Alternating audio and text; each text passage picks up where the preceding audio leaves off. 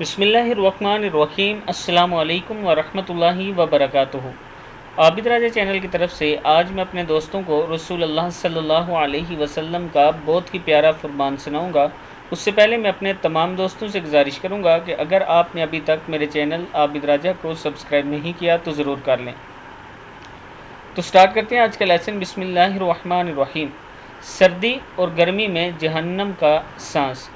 رسول اللہ صلی اللہ علیہ وسلم نے فرمایا، جہنم نے اپنے رب کے حضور میں شکایت کی اور کہا، میرے رب، میرے ہی بعض حصے نے بعض کو کھا لیا۔ اللہ تعالیٰ نے اسے دو سانسوں کی اجازت دی، ایک سانس جاڑے میں اور ایک گرمی میں، یعنی ایک سانس سردی میں اور ایک گرمی میں۔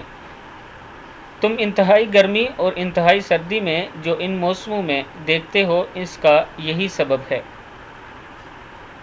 یعنی رسول اللہ صلی اللہ علیہ وسلم نے فرمایا کہ جہنم دو سانس لیتی ہے، ایک سردی میں اور ایک گرمی کے موسم میں، اور یہ سردی اور گرمی اسی لیے ہوتی ہے۔